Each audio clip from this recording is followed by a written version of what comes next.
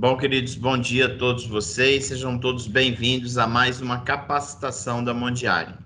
Hoje o nosso destino é Praga, essa cidade linda, especial, que tem uma cerveja deliciosa. Já ó, aqui, ó. Mas tem também os panoramas, é uma cidade muito bacana. E eu tenho assim várias recordações de Praga e uma delas é um passeio que eu fiz pela primeira vez de Segway. Atropelei não sei quantas pessoas, carro, quase me matei, mas foi ótimo. Recomendo o passeio. Mas enfim, tá conosco o Júlio, ele vai nos contar um pouquinho dessa cidade espetacular, que tem muito para mostrar, tem muito do que fazer, tem uma gastronomia super bacana, inclusive nos produtos nossos da Trabax, a gente tem nos produtos com serviços adicionais, tem um almoço, eu estava falando da cerveja, com certeza a gente tem possibilidade de degustar isso. Nos acompanha o decano aí, ó, nosso, Léo Coutinho também, que está aqui. Enfim, eu não vou me delongar para que a gente possa aproveitar bastante a apresentação do Júlio. Eu não sei se o Félix quer falar alguma coisa antes ou já passo para o Júlio para ele seguir com a apresentação desse destino especial e que com certeza já está reaberto. Eu não sei se o Félix quer falar alguma coisa antes. Bom dia, Rinho, bom dia, pessoal.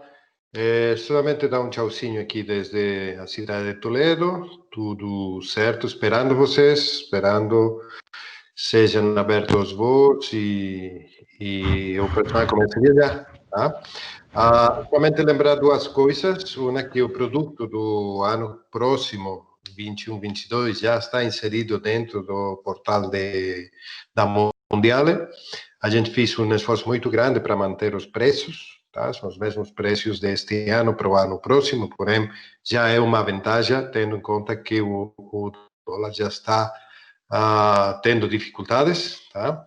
E então é bom comprar quanto antes, né?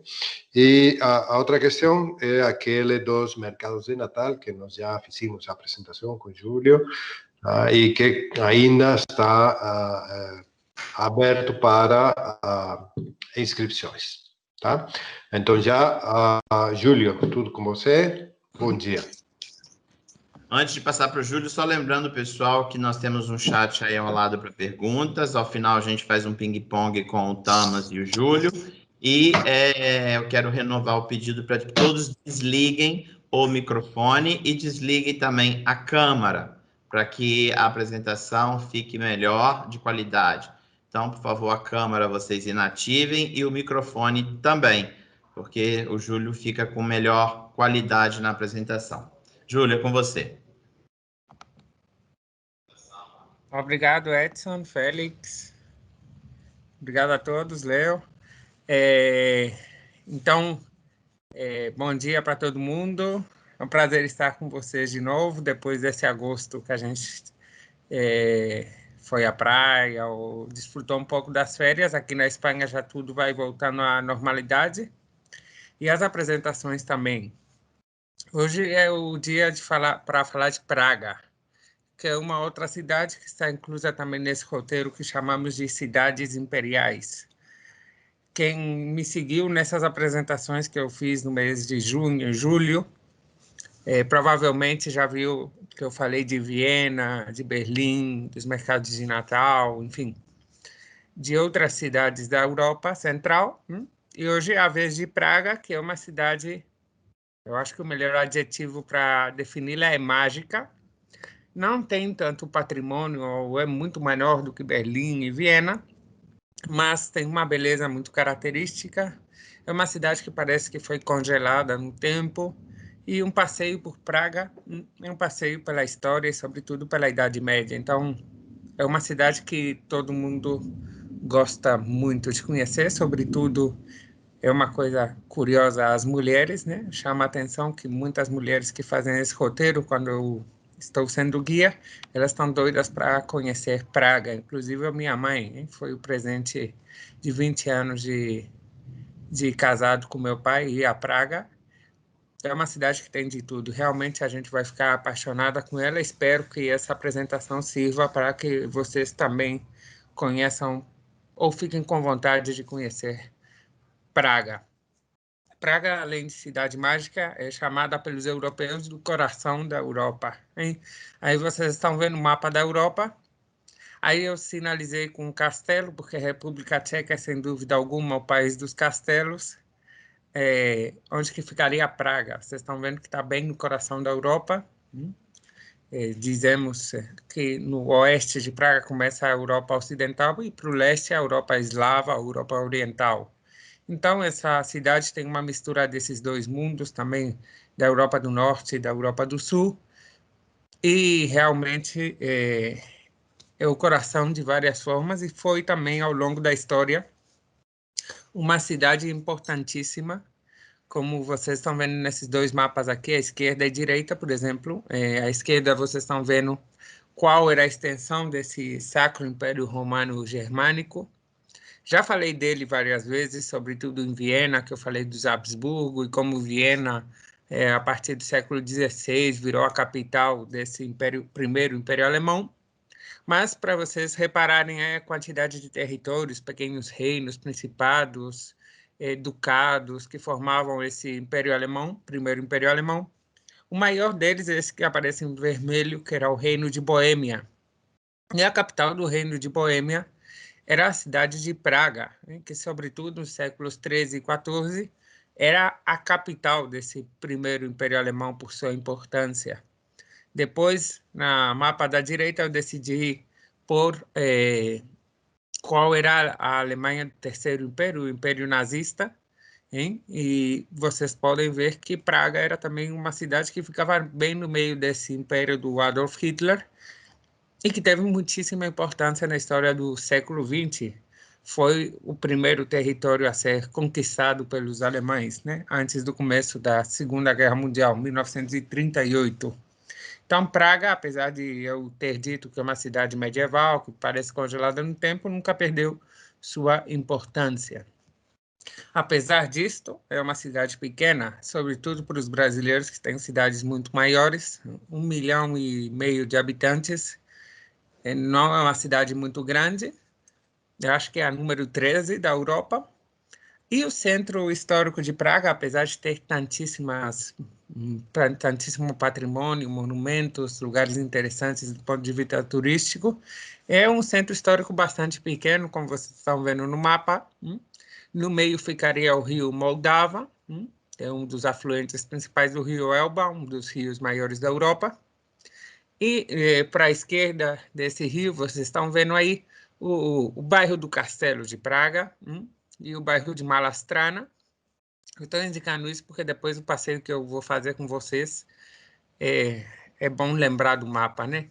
Vamos atravessar essa ponte de Carlos, que aparece sinalizada nesse mapa, e chegaríamos à parte velha, a cidade velha, Stare Mesto, onde ficam a Praça da Cidade Velha, o Relógio de Praga, o bairro judeu, a Igreja de São Cirilo, etc. Mas vocês vão perceber que é uma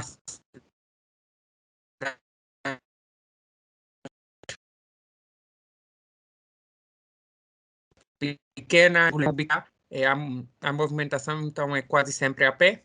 Nossos passeios por lá, nessas visitas que nós temos inclusas, também são a pé, porque Praga é uma cidade medieval, nunca foi pensada para andar de carro, e muito menos de ônibus, mas é realmente muito agradável o passeio pela cidade, né? A gente se sente realmente num conto de fadas.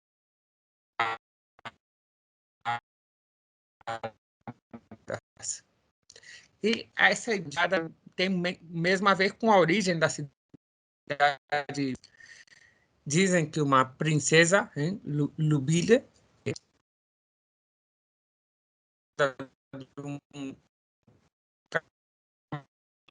Júlio, construiu um grande castelo que ela tinha visto. Júlio, perdão, Oi? O som está cortando. Eu não sei se é a qualidade da internet ou se você está um pouco afastado. Se você puder repetir a última parte, é porque está cortando o som. Agora você está me escutando? Sim, agora sim. Eu acho que é conexão também, Júlio. Qualquer coisa, desativa sua webcam, que sua conexão fica mais para sua voz, que aí você não consome tanto sua banda. Segundo. Agora você está me ouvindo direito? Por enquanto? Por enquanto, sim. Sim, tá bom.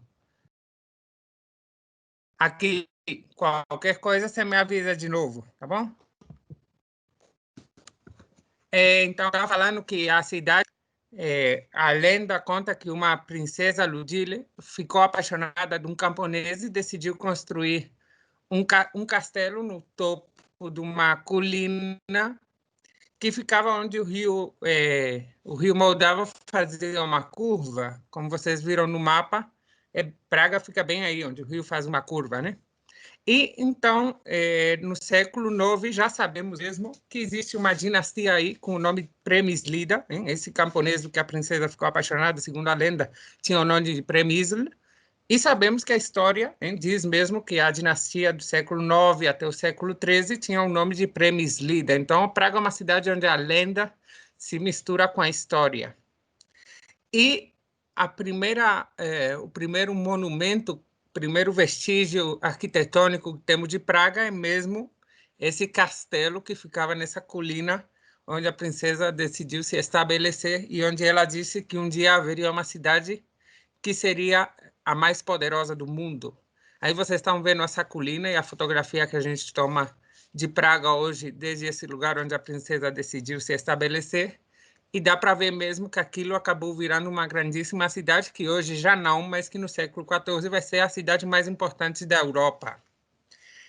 Esse castelo que ela construiu, segundo a lenda, ainda existe hoje e não é só um dos mais antigos castelos que temos na Europa, mas também o maior castelo medieval, que é o Castelo de Praga, o maior castelo medieval da Europa. A gente chama ele de Rei dos Castelos. E agora eu vou explicar um pouquinho o que é um castelo exatamente e por que esse aqui é interessante, não só pelo tamanho, mas somente dizer que alguns devem estar pensando por que Praga, o povo tcheco, que são eslavos, estavam no primeiro Império Alemão, né? Quando outros povos, como os russos, os sérvios, os búlgaros e outros povos eslavos nunca foram parte do Império Alemão, mas bem foram inimigos deles. Bem, a razão é simples e é que os tchecos eram católicos, não eram ortodoxos igual o resto dos eslavos, e apesar de eles não compartilharem a mesma cultura que os alemães, eles se sentiam mais próximos dos alemães pelo fato de ter a mesma religião. Não à toa, temos na cidade de Praga essa igreja, que é a igreja de São Cirilo e São Metódio, que foram os dois encarregados de evangelizar esses primeiros povos eslavos já no século IX. Ou seja, vamos nessa visita ver como a cidade de Praga está muito relacionada com o catolicismo e com a guerra de religiões. Essa é uma coisa que eu queria falar antes de começar, porque às vezes é difícil de entender. Como curiosidade, São Cirilo inventou esse vocabulário que a gente chama de alfabeto cirílico, porque os povos eslavos não usavam as mesmas letras ou sons que nós, que usamos o alfabeto latino, e esse alfabeto foi inventado para o povo tcheco, mas como os tchecos ficaram sendo católicos sempre, eles decidem usar nosso alfabeto latino. Por isso a gente chega em Praga e vê letras tão estranhas, porque o alfabeto latino não expressa bem os sons que os tchecos emitem. Enfim, São Cirilo e São Metódio foram os encarregados de evangelizar já no século IX República Tcheca, que naquele então era o Reino de Boêmia, e Praga vai ser um grandíssimo centro da religião católica. É por isso que o castelo que a gente tem em Praga, esse que eu disse que é o maior castelo da época medieval que temos na Europa, que foi sede do primeiro Império Alemão perante 3 séculos, e que é imenso, porque um castelo não é simplesmente um edifício, isso é um palácio, não um edifício onde um rei mora, isso é um palácio. O castelo é uma pequena cidade que às vezes é fortaleza, palácio, catedral, onde moram alguns trabalhadores do rei, onde temos pequenas capelas e basílicas, enfim, onde o rei faz sua vida, né? Não é só o palácio. Esse castelo tem mais de 1 quilômetro de comprimento e mais de 200 metros de longo, e o objeto central do castelo não pode ser outro que a igreja de São Vito, a Catedral de São Vito, que vocês estão vendo aí na imagem, com mais de 100 metros de altura, e que fica bem no centro desse castelo de Praga, que foi construído desde o século IX, mais ou menos, até o XV, onde vai ser finalizada essa primeira fase da construção, mas depois, ao longo dos séculos, cada rei, cada novo imperador vai ir pondo alguma coisa nova, como nós vamos ver. Normalmente a gente visita esse castelo, uma visita opcional à tarde, mas eu acho que é apropriado, já que foi a primeira coisa que foi construída na cidade de Praga, começar por aqui. Porque, entre outras coisas, dentro desse grandíssimo castelo, nós vamos encontrar, por exemplo, essa igreja de São Jorge, do século X. É uma das igrejas mais antigas e melhor conservadas que nós temos na Europa. Nessa visita opcional que a gente faz, a gente passa lá sem fazer fila. E vocês estão vendo que está em perfeito estado de conservação, estilo românico, apesar da fachada ser estilo barroco. E fica do lado de uma antiga igreja, a Igreja de Santa Maria, que é uma das primeiras igrejas católicas que conhecemos no centro da Europa, apesar de estar totalmente em ruínas hoje em dia. Mas a grande igreja que temos nesse castelo, como eu disse, é a Catedral de São Vito, mais de 100 metros de altura, estilo gótico tcheco, é chamado do estilo do alto gótico, sobretudo porque no século XIV, o grande arquiteto Peter Parler e o rei Carlos IV, que vai virar imperador do Império Alemão, era rei de Boêmia e virou imperador, eles tinham grandes ideias e queriam levar tudo para o céu. Por isso que esse estilo é chamado do alto gótico, era como a exageração do gótico. E a igreja é o máximo representante, né, num estilo que vocês estão vendo a parte de trás, a parte da frente da igreja, a parte interior, que é cheio de luminosidade, que vai ser copiado pelos ingleses e, sobretudo, pelos povos do norte da Europa. Nessa catedral, entre outras coisas, temos as joias da coroa tcheca, da coroa de Boêmia, que, como curiosidade, elas sempre estão guardadas num lugar segredo dentro da catedral, e só são mostradas ao público em ocasiões muito, muito especiais. Às vezes demora até 15 anos para ter uma semana onde o público pode vê-las. A última vez foi com motivo dos tchecos terem eleito um novo presidente da República. Temos também esse Golden Gate, essa porta de ouro que comunica ao Palácio Real, onde o rei morava, e essa catedral onde ele rezava, que é uma espécie de panteão nacional, onde estão enterrados nessa catedral os principais reis de Boêmia. Enfim, é realmente uma coisa impressionante, muito além do patrimônio que podemos ver dentro e fora da catedral, chegar lá e encontrar algo assim no topo da cidade de Praga, com essas vistas, essa panorâmica maravilhosa. Mas o Castelo de Praga ainda esconde muitíssimas lendas, mistérios, como cidade mágica que é. Uma delas, por exemplo, é essa sala que estamos vendo acima à esquerda, de Władysław, uma arquitetura e uma bóveda super complexa, sobretudo se levarmos em conta que foi construída no século XV, onde o rei comemorava até batalhas entre cavaleiros, grandes festas, enfim, acolhia o povo de Praga em ocasiões especiais. Vocês estão vendo a arquitetura, é bastante difícil fazer uma bóveda assim, sem pôr nenhuma só coluna em meio. E é uma das maravilhas que temos em Praga. Temos também a lenda do fantasma do castelo, que dizem que está engaiolado já nessa jaula que vocês estão vendo no centro. Antes tínhamos uma quantidade de fosos, ou seja, em volta do castelo, em volta da catedral, tinha vários lugares onde tinha até crocodilos, ursos, e os infiéis e os que tentavam conquistar o castelo eram lançados lá. Hoje em dia, depois do século XVIII, a imperatriz Maria Teresa de Áustria, após conquistar o reino de Boêmia, tampou isso e o fez virar vários palácios de estilo barroco, que temos em volta do castelo. Temos o Palácio Real, entre eles, onde mora o presidente da República Tcheca hoje em dia, porque já não é mais reino desde o século XX. Temos também esse grande pátio que nos dá a bem-vinda ao Castelo de Praga, o Pátio dos Titãs, esses gigantes gregos que estão vigilando as entradas do castelo. E toda a tarde a gente pode ver a cada hora o câmbio de guarda, hein, que é um pouco similar ao que temos na Inglaterra, no Palácio de Buckingham, bem menos impressionante, mas mesmo assim interessante, sobretudo porque estamos entrando num lugar que ao longo de 1.200 anos, ou seja, é um castelo bem antigo, esteve envolto nessas lendas que eu falo, que fazem de Praga uma cidade mágica, e que podemos ver sobretudo nessa que chamamos em inglês Golden Lane, em português acho que o nome correto seria o Beco de Ouro, uma pequena rua onde moravam alguns dos trabalhadores mais fiéis aos reis.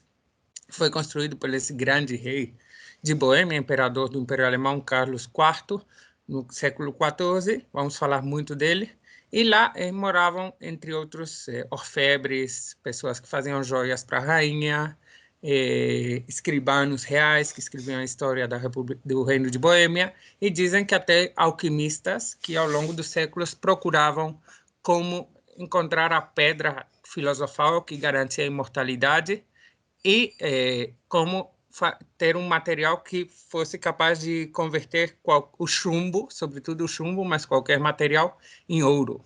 Já sabemos que os alquimistas não conseguiram, mas sabemos também que a bioquímica hoje está muito perto de fazer isso, né?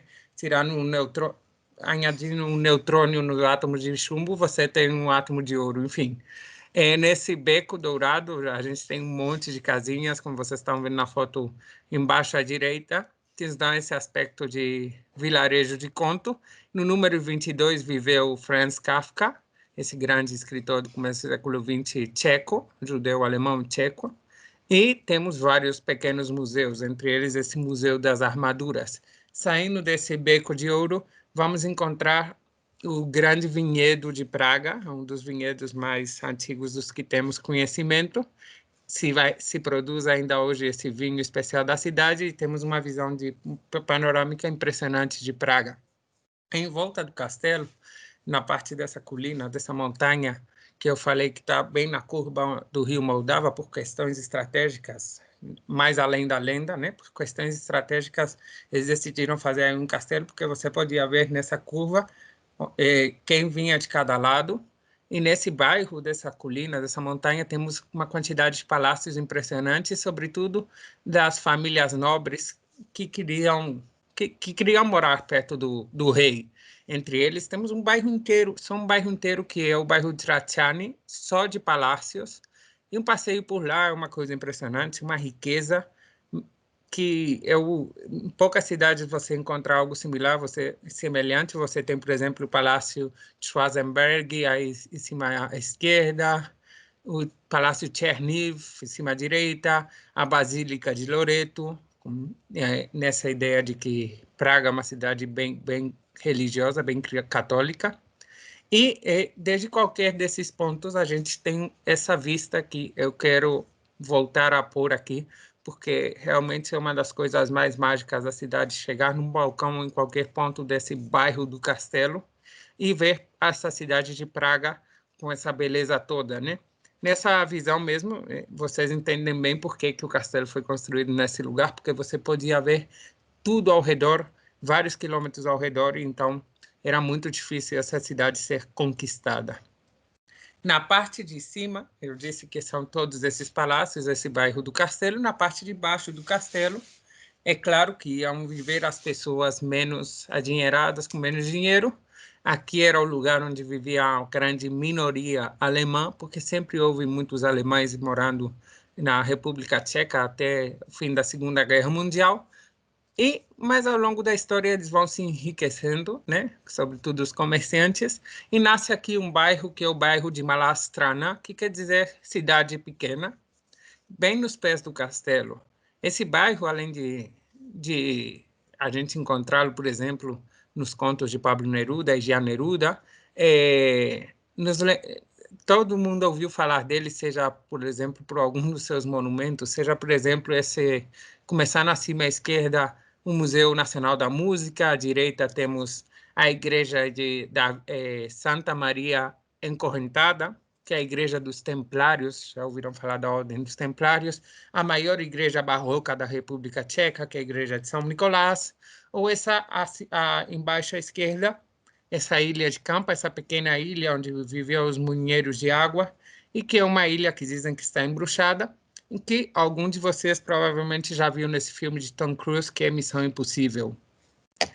O bairro está cheio de curiosidades, o bairro de Malá porque foi o bairro hippie, sobretudo a partir da década de 60. Temos, por exemplo, aí no centro esse muro de John Lennon, onde a juventude, os jovens, se reuniam para cantar música dos Beatles, música do oeste europeu, porque Praga, na segunda parte do século XX, era uma cidade dentro de um país comunista, e eles se reuniam aí para pedir liberdade, igualdade, enfim, tudo que o comunismo não queria. Aquilo ficou um lugar de reivindicação que continua hoje ainda em pé, o Muro de John Lennon. Temos várias obras super modernas nesse bairro, algumas mais curiosas que outras, a maioria delas do grande escultor David Czerny, por exemplo, os mijões de Praga, que eles estão mijando em cima de um mapa da República Tcheca, ou esses bebês que eles têm código de barra na cara, o Sigmund Freud pendurado num tubo, ou a rua mais estreita da Europa Central, que vocês estão vendo aí abaixo à direita, que tem até um sinal que agora está em vermelho aí nessa fotografia, porque não é possível descer se os outros estão subindo, hein? Uma rua que precisa de sinal, porque senão ninguém cabe por aí. É um bairro cheio de curiosidades, histórias, lendas. É o bairro de Malá Strana, mas também um bairro profundamente vinculado à religião. Nele encontramos uma das figuras da Igreja Católica mais milagrosas, né? Desde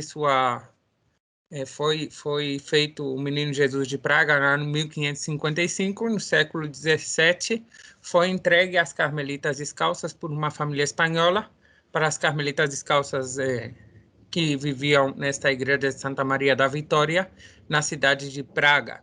E desde então, dizem que essa pequena figurinha de meio metro de alto fez vários milagres, entre eles a evangelização da ilha de Filipinas, a vitória dos irlandeses que eram católicos sobre os ingleses, e muitos outros milagres que fazem que ainda hoje esse Menino Jesus de Praga, além de receber inúmeros trajes, vestidos que estão guardados na igreja, e tem um grande museu dos vestidos do menino, ainda hoje é um grande centro de peregrinação, e nós temos essa visita inclusa no nosso roteiro, porque no Brasil, minha avó, minha mãe, por exemplo, são muito crentes no Menino Jesus de Praga, que a gente pode observar nessa igreja, nesse bairro de Malá Strana, que, por outro, é um bairro que, como eu digo, é relacionado com a luta contra o comunismo, super moderno, com essas coisas de David Czerny, e uma das outras características é que cada casa, cada fachada tem sua própria cor, seu próprio estilo,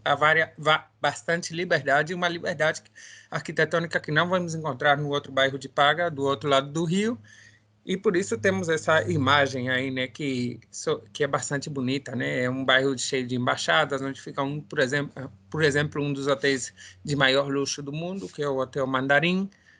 E, enfim, é um bairro bastante divertido à noite também, como vou contar um pouquinho depois. Mas, enfim, depois de fazer um passeio pelo bairro de Malá Strana, a gente vai chegar nessa torre aí que vocês estão vendo nessa fotografia, e é uma das torres de entrada à ponte de Carlos, que atravessa, como eu disse antes, o rio Moldava, bem onde ele faz a curva.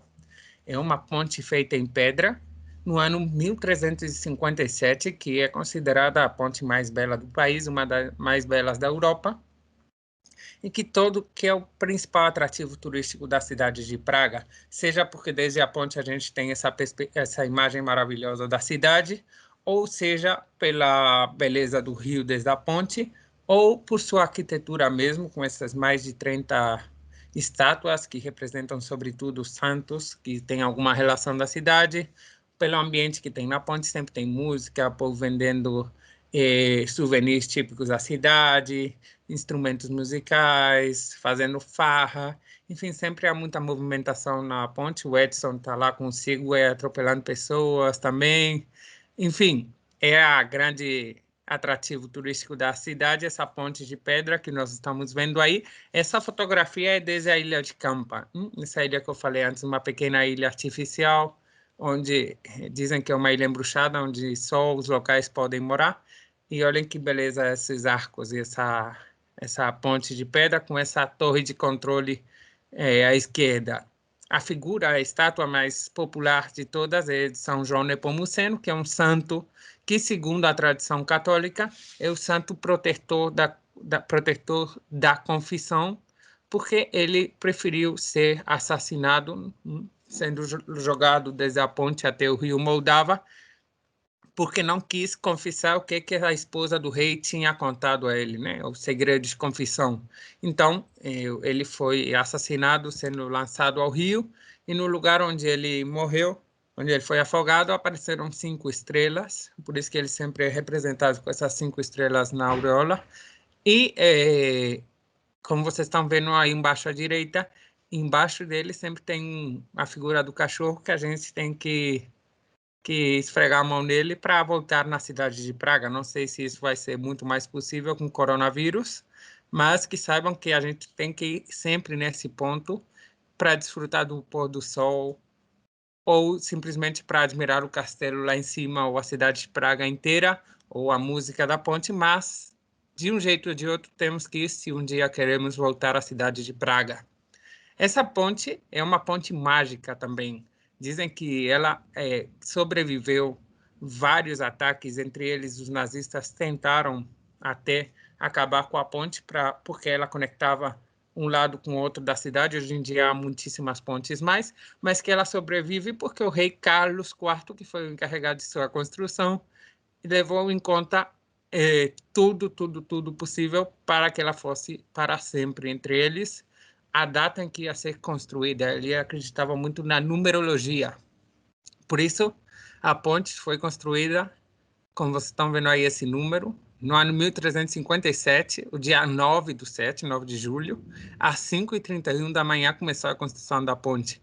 Porque esse número, vocês leiam de um jeito ou de outro, 13579-97531. É palíndromo, hein? Igual de um lado para outro. Esse rei que estava sempre pensando nos números, na magia, nas lendas, foi o grande rei da República Tcheca, do Reino de Boêmia, para aquele então, conseguiu virar imperador com influência política, né? Ele era também parte da família Luxemburgo, francesa, seu pai era francês, a mãe era da dinastia Przemysl, de República Tcheca, e graças a ele, no século XIV, Praga vai virar essa grande cidade que ainda hoje podemos admirar com essa arquitetura medieval. E é por isso que quase tudo na cidade leva o nome dele, seja a Ponte de Carlos, ou a Rua Karlova, que vocês estão vendo aí à esquerda, que é a rua que a gente vai encontrar atravessando a ponte, vocês estão vendo a torre aí mesmo no fundo, ou a Universidade de Carlos, que é a primeira universidade do centro da Europa, e a primeira universidade eslava do mundo, abaixo à esquerda, e aí vocês têm a estátua desse grande rei Carlos, que nos dá a bem-vinda à Cidade Velha, né? Uma vez que a gente atravessou a ponte, a gente deixou atrás o bairro de Malastrana e chegamos no bairro de Stare Mesto, ou Cidade Velha. Atravessando essa rua Karlova, ela vai nos deixar na Praça da Cidade Velha, desde a ponte, e no caminho a gente vai encontrar lojas de artesanato de madeira, loja de chocolate tradicional tcheco, de cristal, de Boêmia tcheco, e muita magia também, entre eles vários teatros, e sobretudo esses lugares de teatro negro, que é a primeira ciência-ficção que temos na Europa, antes de existir esses efeitos especiais do cinema. Os tchecos já brincavam com luzes, cores e a escuridão para fazer de conta que as pessoas voavam ou faziam cambalhotas impossíveis. E esse teatro negro que a gente encontra na Rua Karlova ainda hoje é muito popular. O melhor espetáculo é Alice in the Wonderlands, Os Sonhos de Alicia, no País das Maravilhas. E apesar de que hoje a gente já tem efeitos especiais e os filmes são incríveis, eles aqui nos mostram como que são feitos esses efeitos especiais, com pessoas vestidas de preto e brincando com uma ilusão ótica nossa. É uma coisa realmente que vale a pena fazer em Praga, apesar de que o preço ser um pouquinho alto, em 25, 30 euros, a maioria dos casos, mas por uma vez vale a pena, sobretudo pensando como as pessoas dos anos 50 ou até de séculos anteriores, porque isso é herança de um teatro muito anterior, um teatro medieval dos juglares e os trovadores. Pensar como eles pensavam em ver alguém fazer cambalhotas impossíveis é realmente impressionante. E depois de deixar o Teatro Negro, a Rua Karlova atrás, vamos chegar no lugar que é real e também é mágico, que é a Praça da Cidade Velha. Vou falar um pouquinho de cada monumento, mas o primeiro deles, o primeiro que a gente encontra é uma coisa que parece tirada do futuro e foi construída em 1410. E vocês estão vendo isso à esquerda da fotografia, que é o relógio, o relógio astronômico de Praga, chamado Horlógio.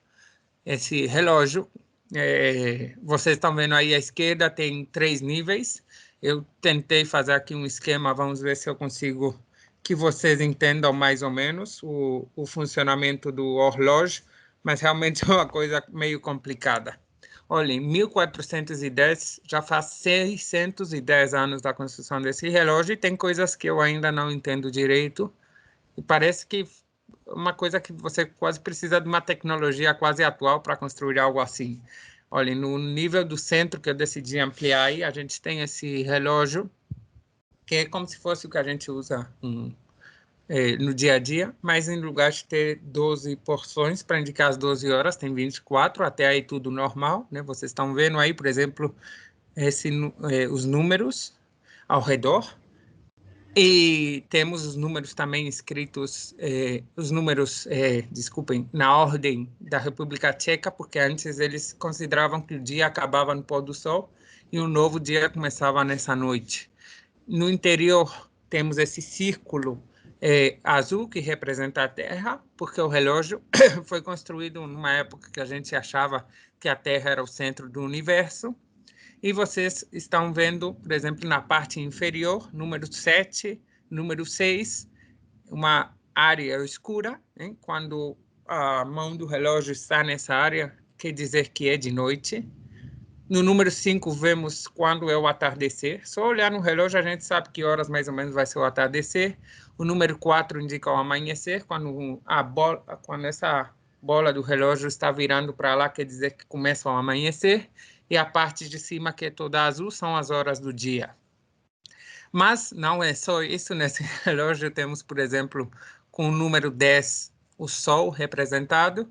E vendo a distância entre o Sol e o número 6, vocês estão vendo o número 10, número 6, a distância maior ou menor, quer dizer se a gente está numa época do ano ou outra, porque vocês sabem que a distância da Terra ao Sol muda em função da época do ano que for. No número 11, a gente tem a Lua, e esse relógio, a lua desse relógio vai virando sobre si mesma. Por exemplo, no relógio da direita, a gente está vendo que é quase lua nova, só tem uma porçãozinha de lua embaixo. No da esquerda é quase lua cheia. E abaixo à direita eu decidi pôr uma imagem onde a gente vê que é meia lua, exatamente meia lua, porque ela vai virando ao longo dos dias, ao longo de 28 dias. Nesse relógio a gente também pode adivinhar qual mês que a gente está nesse círculo interior. Vocês estão vendo os 12 signos do zodíaco, Capricórnio, Câncer, Gêmeos, etc.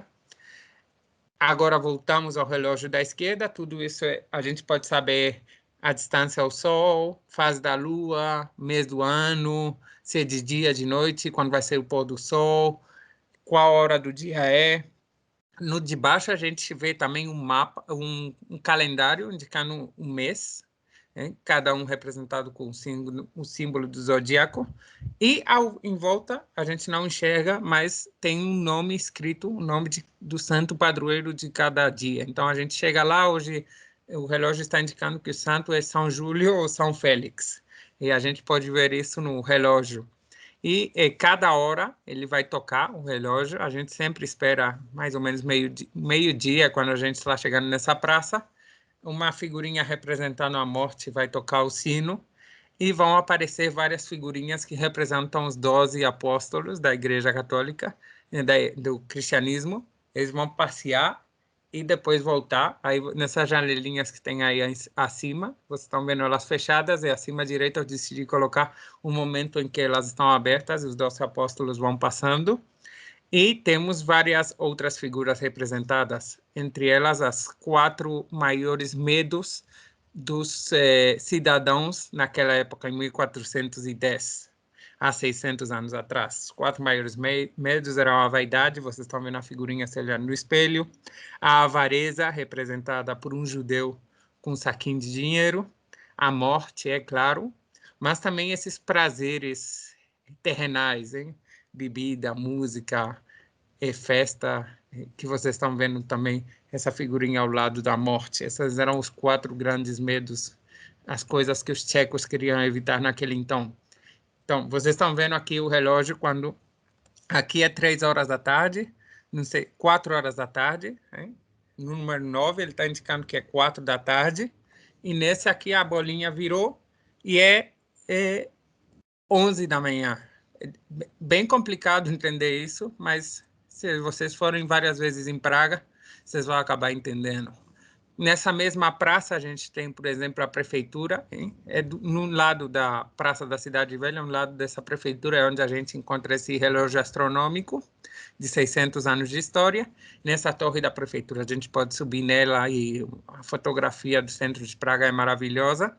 E do outro lado da mesma praça, a gente encontra essa igreja, que acho que é a mais representativa do gótico tcheco de todas, a igreja de Tin, a igreja do pátio, que é chamada assim, com essas torres pretas que parecem tiradas de um conto também. E do lado dessa igreja católica temos a igreja de Jan Hus, que vocês estão vendo lá no fundo, e essa estátua está representando Jan Hus e seus seguidores. Esse foi o primeiro protestante da história. Martim Lutero é do século XVI, ele mesmo reconheceu: quem me abriu os olhos foi Jan Hus, que foi esse primeiro revolucionário contra a Igreja Católica, que criou um movimento protestante que chamamos do movimento husita, que causou uma grande guerra na República Tcheca, e foi, como digo, o primeiro movimento protestante que conhecemos, mas os católicos acabaram ganhando essa guerra contra os husitas. Mas ainda hoje 2% da população tcheca é seguidora do husismo, hein? Da religião husita, e temos essa grande igreja que vocês estão vendo aí, bem na praça. E outras das atrações turísticas que temos no centro velho de Praga, por exemplo, é a Torre da Pólvora, que vocês estão vendo aí à direita. É uma torre de entrada à cidade, onde eram feitas as moedas, mas também guardadas as armas e a pólvora, em caso de ser necessário por uma invasão à cidade. Dizem que também o nome de pólvora pode vir pela cor dessa torre.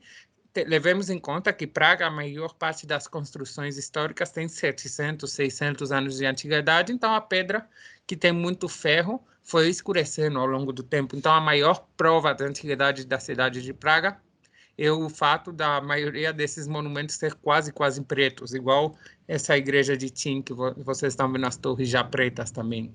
Enfim, essa Torre da Pólvora nos dá bem-vindo à Cidade Velha desde o outro lado. Eu já disse, a Ponte de Carlos com essa outra torre, essas são os dois extremos, e não levam mais de 20 minutos passear de uma torre até a outra e conhecer o centro inteiro da cidade de Praga. Dá para ver que é uma cidade que a gente pode andar, conhecer a pé ou em Segway, praticamente toda. Temos vários teatros que nos dão prova de que Praga realmente é uma cidade com muitíssimo movimento cultural ao longo da história. Entre eles o Teatro Nacional, aí embaixo, o Teatro Estatal, o Teatro da Cidade, desculpem, em cima esse teatro branco e verde, que não é muito grande, mas é importantíssimo porque nele vai ser a estreia dessa grande obra de Mozart, que Mozart morou na cidade de Praga, essa obra que é o Don Giovanni. E a gente tem aí fora essa figura do Encomendador, que é o fantasma da ópera, em comemoração dessa obra de Mozart. Em Don Giovanni, a estreia foi aqui, ou seja, Mozart trabalhava para o teatro na época que ele fez suas grandes composições. Dentro da Cidade Velha temos também o Narodny Museum, Museu Nacional, um dos maiores museus da Europa, onde temos salas e salas e salas repletas de arte, história, pinturas representativas da cultura e do povo tcheco. Aí vocês têm a parte de fora e a Praça de Venceslau, que na verdade é a grande avenida de Praga, a Praça de Venceslau, que é a fronteira também entre a Cidade Velha e a Cidade Nova.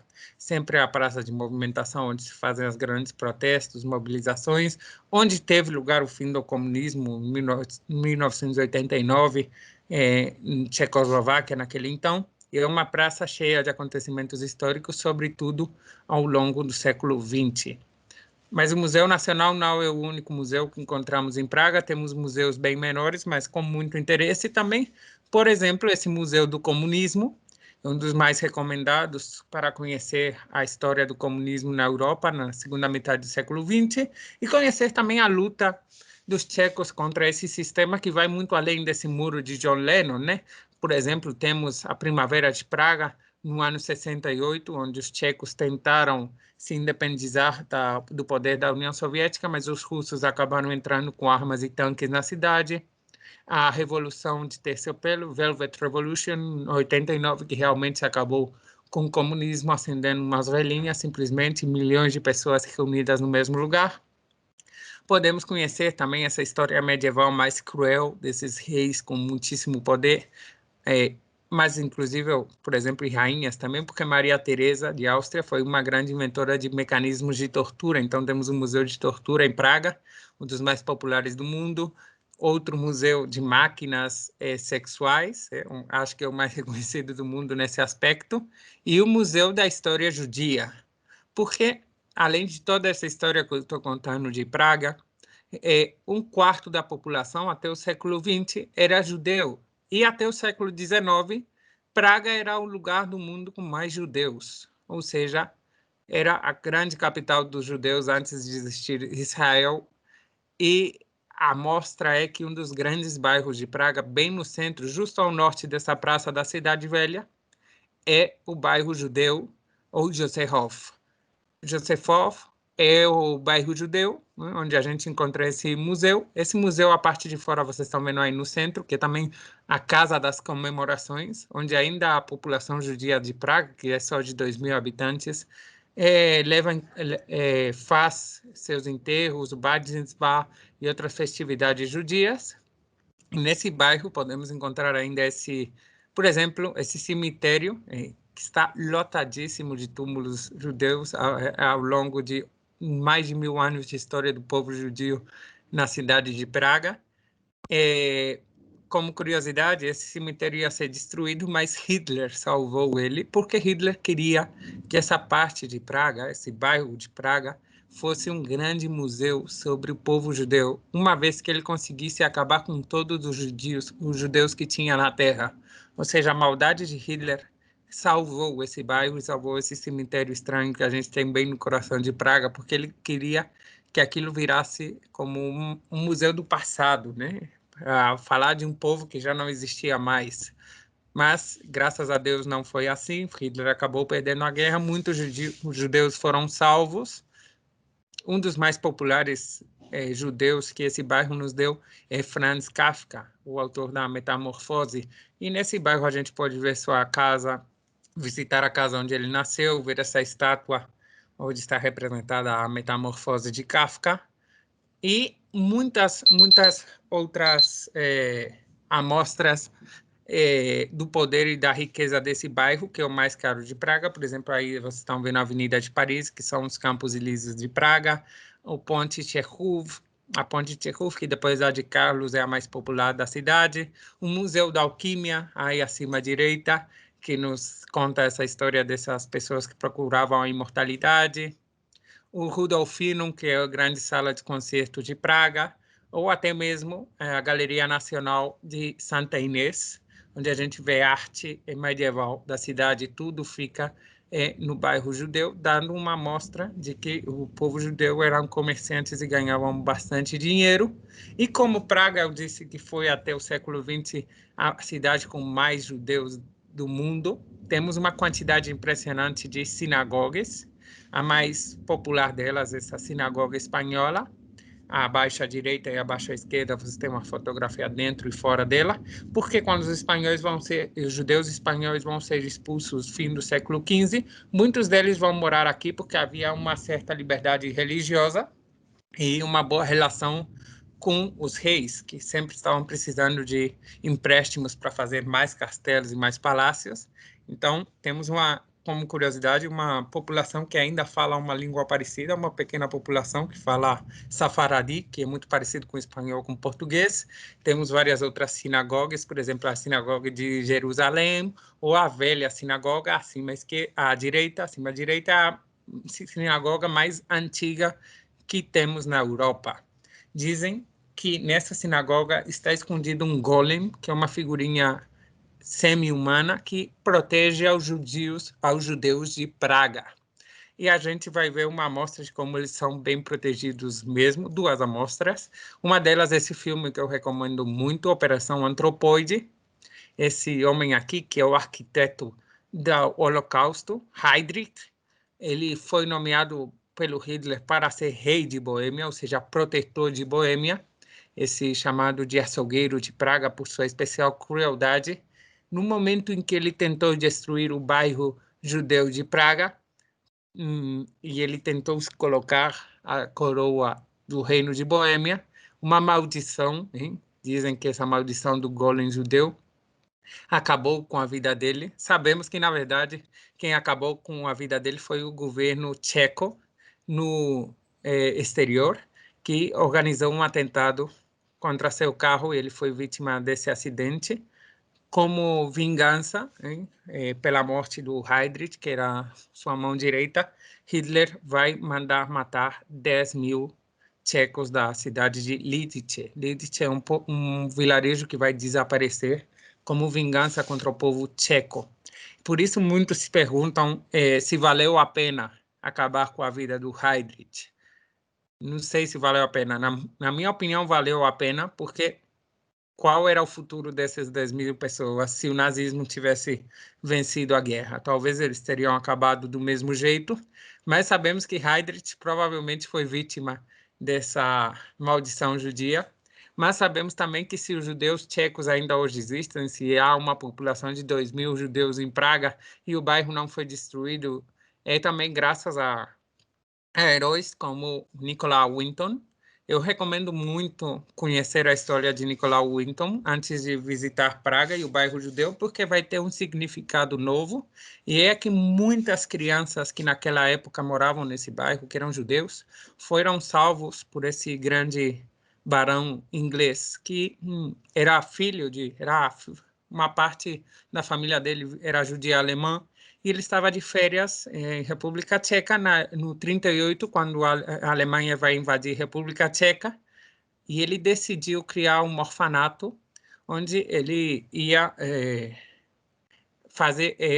fingir que os meninos judeus do bairro eram, na verdade, meninos católicos, e com a colaboração de várias famílias de dinheiro inglesas que ele conhecia, ele conseguiu salvar mais de 700 crianças que foram morar na Inglaterra desde então. Muitas dessas voltaram depois da Segunda Guerra Mundial, outras ficaram na Inglaterra.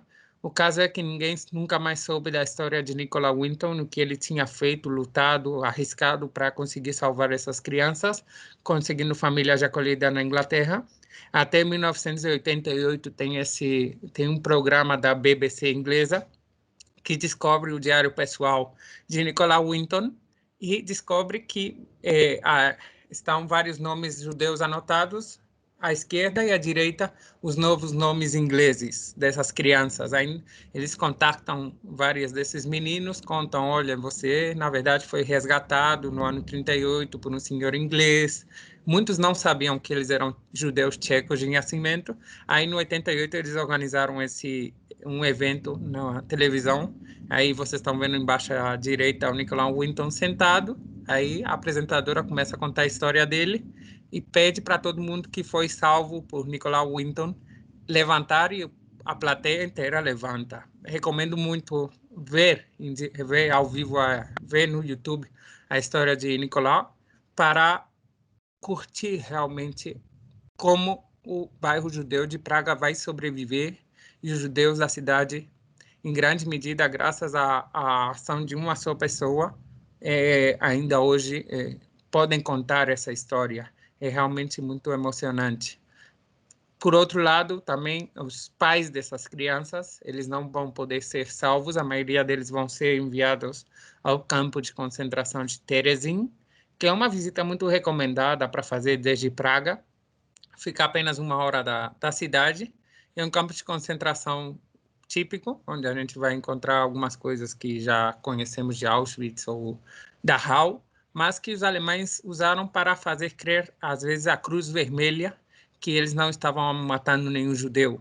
E temos, então, até provas gráficas disso, por exemplo, um vídeo onde parecem meninos cantando no coro do campo de concentração, porque o Hitler estava tentando passar a ideia de que os judeus moravam lá felizes, mas era um teatro que só durava 1 mês, enquanto havia controles da Sociedade de Nações, da Cruz Vermelha, e quando acabava esse mês, o trato voltava a ser o de sempre. Então, vocês estão vendo que foi uma história bastante sofrida, a dessa grande minoria judia em Praga.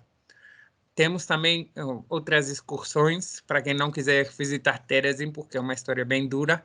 Temos excursões mais alegres que a gente pode fazer de Praga, porque Praga fica no meio da República Tcheca, que é um país muito pequenininho, e qualquer coisa fica 1 hora, 1 hora e meia, no máximo 2 horas. Entre elas, essa excursão que a gente tem no Europac, para ir em Karlovy Vary, que é a cidade balneário, que, como não, se chama Karlovy Vary pelo rei Carlos IV, que decidiu criar essa cidade do nada, no meio da floresta, nos Montes Sudetes, na fronteira com a Alemanha, para descansar lá, porque lá temos águas termais, temperatura 30, 40, 50, até 60 graus na água, qualquer época do ano, e o inverno tcheco chega até menos 15 graus abaixo de zero, e é uma cidade maravilhosa no meio da floresta, cheia de fontes, praças de pedestre, calçadões, casas de todas as cores, e vale a pena realmente pegar o Europac, mesmo que seja só para passar um dia um pouquinho mais tranquilo na cidade de Karlovy Vary. Temos outras cidades maravilhosas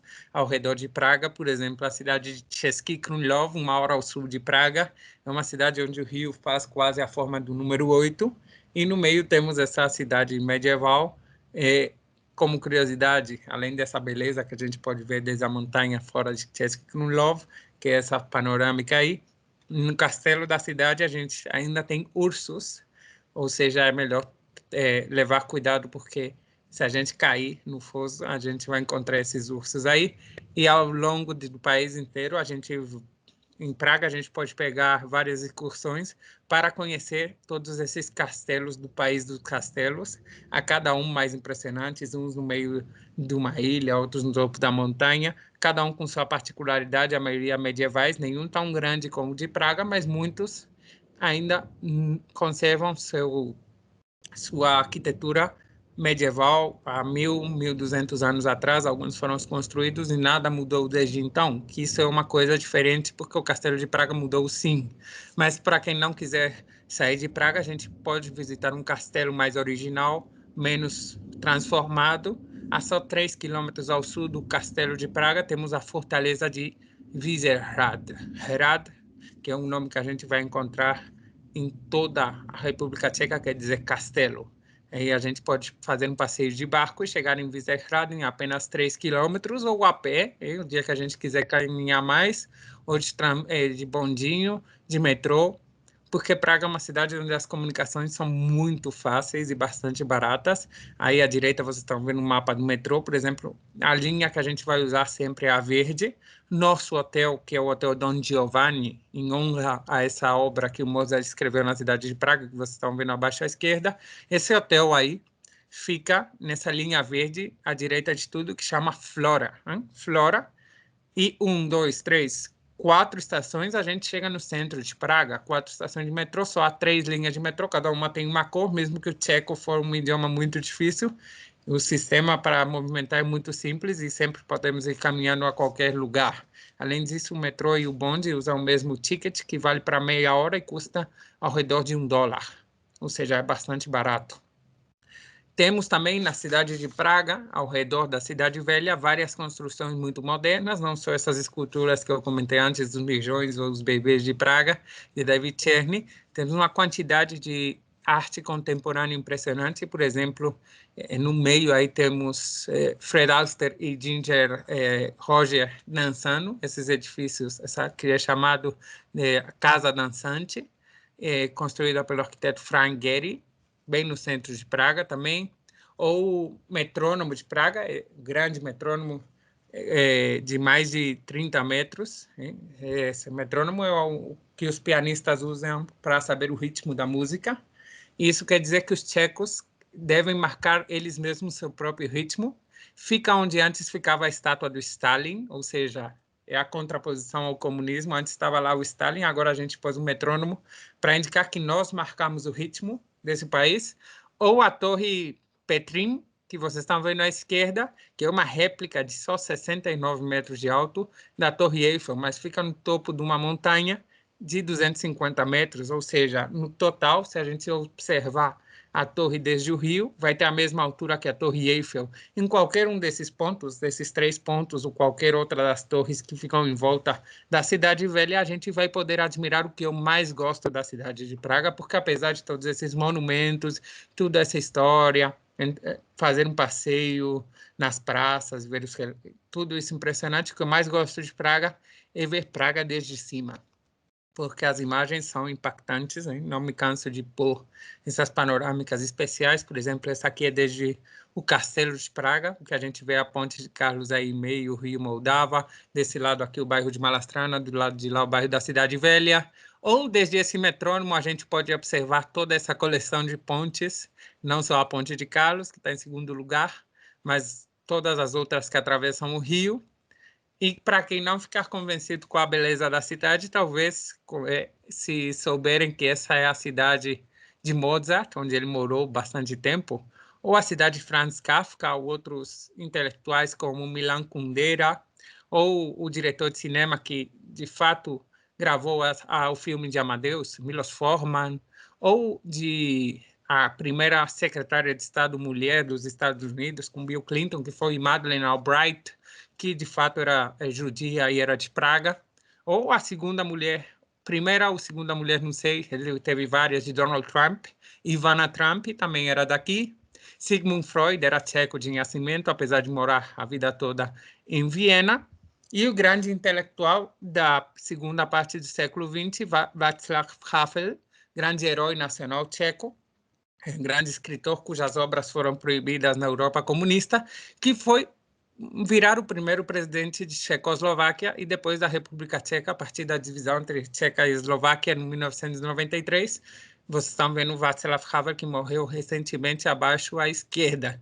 Então, Praga é também uma cidade de grandes personagens, uma gastronomia, como Edson disse, especial, apesar de a comida não ser, na minha opinião, a melhor, sobretudo se compararmos com Budapeste, Berlim ou Viena. Temos o queijo frito, o schnitzel, que também encontramos em Viena, essa é a milanesa, que chamamos no Brasil, carne de porco de várias formas, cozinhada, como mostra de que eles são bons cristãos, como eu já falei no roteiro de mercados de Natal, porque só os cristãos comem carne de porco em público. Temos vários pratos feitos com dumplings de pão, que vocês estão vendo aí, essas bolinhas de pão, e carne com diferentes salsas de cogumelos, hein? Molhos de cogumelo, eles amam cogumelo, e o goulash também embaixo à direita, que é a comida típica dessa região e da Hungria. Mas, sobretudo, o que é muito bom na República Tcheca, na cidade de Praga, é a cerveja, que além de ser boa, e há muitas delas serem artesanais, é bem barata. Em alguns bares e algumas tabernas chega a ser mais barata, inclusive, que a água, hein? Temos várias marcas tchecas representativas, Gambrinus, Pilsner Urquell, Kozel, ou até mesmo a Budweiser americana, que foi feita por primeira vez na cidade de Budějovice, por isso o nome Budweiser, e é tcheca de origem, ou essa cerveja escura, que é a cerveja mais antiga do centro da Europa. Desde o século XV, a taberna O Fleco faz essa cerveja sem mudar nem um pingo a receita original. E para quem não gostar de cerveja, o melhor que vocês podem fazer é um passeio de barco pelo rio Moldava para curtir esse vinho branco feito com o vinhedo do Castelo de Praga que eu mostrei antes. Mas na hora de fazer tintim, muito importante, hein? Porque a primeira vez que eu fui lá, eu não sabia e eu parecia super mal educado com meus amigos tchecos, porque eu nunca olho para o olho do outro quando eu estou fazendo tintim. Aqui é super necessário e senão é uma falta de educação gigantesca. E a gente pode curtir essa cerveja, essa gastronomia, nos restaurantes muito especiais em Praga. Temos restaurantes século XIV e XV, hein? Não é à toa, claro, uma cidade tão antiga e que ainda conserva seu patrimônio. Está cheia de caves, grotas, tabernas, cavernas, onde podemos curtir dessa gastronomia. A mais antiga delas, abaixo à direita, a Uflekon, dessa cerveja escura do ano 1499. Não muito mudou desde então. Temos outras tabernas, como acima à direita, onde a gente costuma ir almoçar, com esses ursos e essas peles de animais por tudo quanto é lugar, que eram uma taberna onde os antigos templários iam comer. Então, como eu disse, um passeio pela história até na hora que a gente está almoçando. Mas a comida típica que eu recomendo a todo mundo é esse doce, quando estamos em Praga, que é o trudlo. É uma massa tipo pão, tipo churro espanhol, feita com canela e açúcar, e que a gente costuma pôr chantilly ou sorvete, e que está em todos os lugares de Praga, mesmo que não seja no Natal, porque todo mundo quer experimentar. E é que o Natal tcheco, como vocês talvez lembrem quando eu fiz aquela outra apresentação, é uma coisa muito mágica, muito especial. A cidade em dezembro e janeiro costuma estar sempre nevada, e temos um grande mercadinho de Natal. Entre outras coisas, temos essa árvore das 100.000 lâmpadas, a grande árvore de mais de 20 metros que temos no centro de Praga, com mais de 100.000, dizem, 100.000 lâmpadas, pequenas lâmpadas. No bairro, na Praça da Cidade Velha, temos a ponte de observação, onde podemos entrar gratuitamente para fazer uma foto belíssima da praça. Sempre tem um ambiente de Natal impressionante, meninos cantando na rua, animais típicos do presépio, entre eles esse burrinho. Ou, cada Natal, como eu já tinha explicado, o protagonista do Natal de Praga vai ser uma figurinha diferente. Às vezes são os Reis Magos, outro ano foi o Arcanjo São Gabriel, ano passado foram os Anjos de Natal. Esse ano a gente tem que esperar em novembro para saber qual vai ser o protagonista do mercado de Natal de Praga. E, como não, Praga é a cidade ideal para comprar alguns souvenirs ou alguns presentes que podemos dar de Natal, entre eles o cristal de Boêmia, feito não só com cristal, mas também com chumbo, que nos dá esse brilho especial, fininho cristal, ou essas granatas, essas pedras preciosas que encontramos, a maior parte das que se produzem no mundo aqui na República Tcheca, ou essas marionetes e figurinhas de madeira. E só para dizer, a torta de ameixa, que é também um doce muito típico tcheco, mas além do trudlo. Então, espero que vocês tenham encontrado razões suficientes para viajar à República Tcheca, conhecer a cidade de Praga e dizer que é um dos países menos afetados pelo coronavírus. E acho que talvez cedo, tomara, a gente possa viajar lá com a segurança de estar saudáveis. Enfim, muito obrigado.